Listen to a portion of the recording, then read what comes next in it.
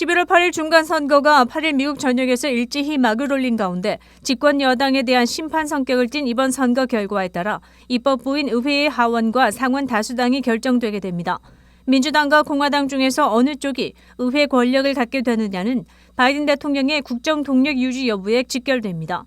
특히 이번 선거 결과가 꼭 2년 앞으로 다가온 2024년 대선의 풍향계 역할을 한다는 측면에서 차기 대선 전초전 성격도 있습니다. 투표 시작과 마감 시간은 주마다 상이합니다.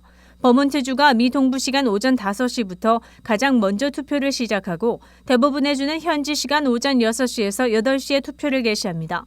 투표 마감은 미 동부 시간 오후 6시 켄터키주와 인디애나주에서 제일 먼저 종료하고 대부분의 주는 현지 시간 오후 7시에서 8시 사이에 투표를 끝내고 개표에 들어가게 됩니다. 일리노이주는 오후 7시까지입니다. 이에 따라 개표 결과는 동부 지역의 경우 이르면 오후 8시 이후부터 나오기 시작할 것으로 예상되지만 선거구마다 정확한 당락 윤곽은 일러도 밤 늦은 시간이 돼야 할 것으로 보입니다. 이번 선거에선 연방 하원의원 전체 435명과 상원의원 100명 중 35명, 50개 주 가운데 36개 주의 주지사 등을 뽑습니다. 최대 관심은 현재 민주당이 모두 장악한 상원과 하원의 정치 지형이 어떻게 되느냐입니다. 공화당이 상원과 하원 중 한 곳에서라도 승리해 다수당이 된다면 바이든 대통령의 정책에 제동이 걸리면서 전국은 더 격렬한 대결 국면으로 접어들 공산이 큽니다. 특히 양원 모두 공화당이 이긴다면 임기가 2년 남은 바이든 대통령은 급속히 레임덕에 빠질 가능성이 큽니다. 현재 여론조사 지표상으로는 공화당이 하원을 장악할 것으로 예상되는 가운데 상원에서도 공화당이 다수당이 될 가능성이 조심스럽게 제기되고 있습니다.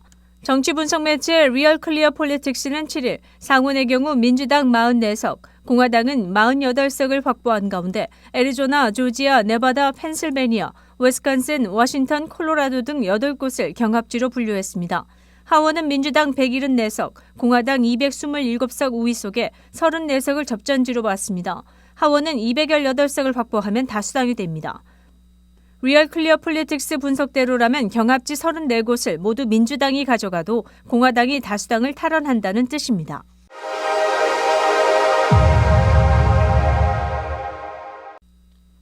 대통령 재임 4년 중 절반인 매 2년째마다 열리는 이번 중간선거가 8일 오전 시작됐습니다. 일리노이 주지사를 비롯해 연방 상원 의석의 3분의 1, 연방 하원의원 전원과 더불어 주 검찰총장, 주 총무처 장관, 주 재무관, 주 감사관 등을 선출하게 됩니다. 여기에 주 상원의원, 주 하원의원을 비롯해 쿡카운티 재무관, 순회법원 및 항소법원 판사, 그리고 카운티 커미셔너 등도 뽑습니다.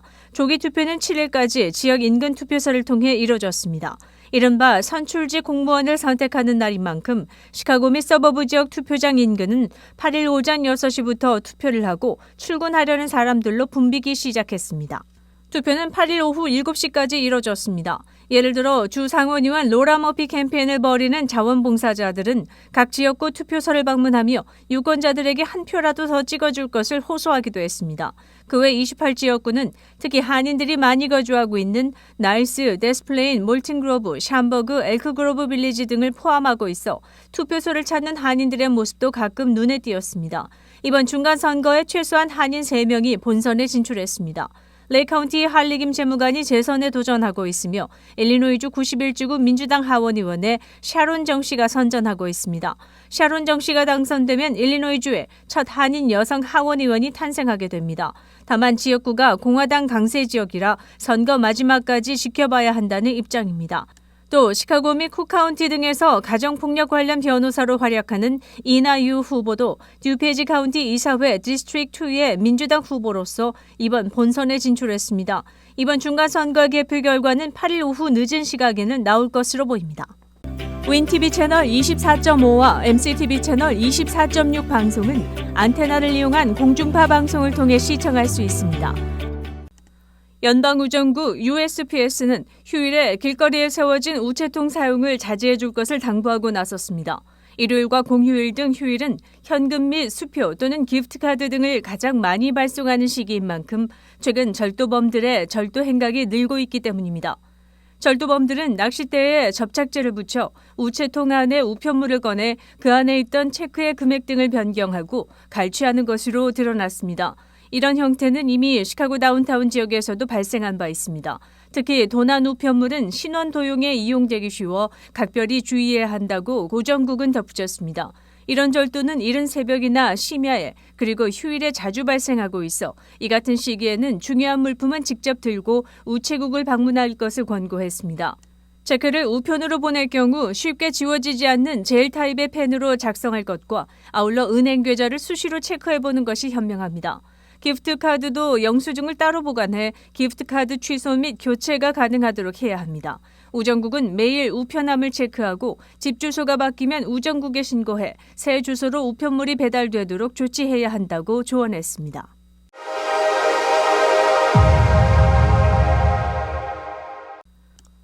내년 7월 시카고 도심에서 열릴 나스카 경주대회 관람 티켓이 이번 주부터 판매됩니다.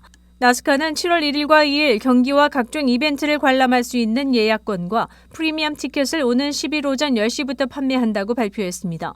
티켓은 웹사이트 nascarchicago.com 또는 전화번호 888-629-7223번을 통해 구매할 수 있습니다. 나스카의 이메일 서비스를 구독하고 있거나 이미 구매 예약금을 건 팬들은 8일부터 티켓을 예매할 수 있습니다. 이번에 판매되는 티켓은 토요일 열릴 익스피니티 경주, 일요일 열리는 컵 시리즈 경주 관람 입장이 포함되어 있으며 함께 열리는 콘서트도 즐길 수 있습니다. 티켓 가격은 $465부터 시작됩니다. 경기가 열리는 이틀 동안 관람할 수 있는 일반 입장권은 $269로 이번 판매 개시에는 포함되지 않았지만 추후 구매처가 열릴 예정입니다. 시카고 스트리트 레이스 줄리 기수 회장은 시카고 중심지에서 처음 열리는 나스카컵 시리즈 경주는 2023년 놓치면 안 되는 스포츠 행사가 될 것이라고 기대감을 표했습니다.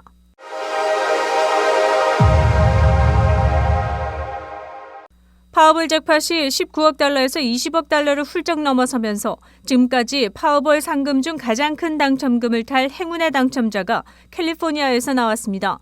8일 오전 현재 파워볼 잭팟 당첨 번호는 10, 33, 41, 47, 56 그리고 파워볼 넘버는 10번입니다. 이번에 나온 한 명의 당첨자는 30년에 걸쳐 나눠받거나 한 몫에 받을 수 있습니다. 일시불은 현금 9억 2,910만 달러입니다. 지난번 16억 달러의 당첨자는 모두 3명이었습니다. 전국 49개 주를 비롯해 워싱턴 DC, 푸에르토리코, 버진 아일랜드 등에서 팔리는 파워볼 복권은 매주 월요일, 수요일, 토요일 밤에 추첨이 이뤄집니다. 시카고 한인동포 일간지 한국일보는 전자신문으로도 배포됩니다. 시카고 한국일보 무료 신문은 가까운 한인식당이나 마켓에서 볼 수 있습니다. 뉴스24에서는 여러분의 제보를 기다립니다. 제보 전화 847-290-8282번입니다.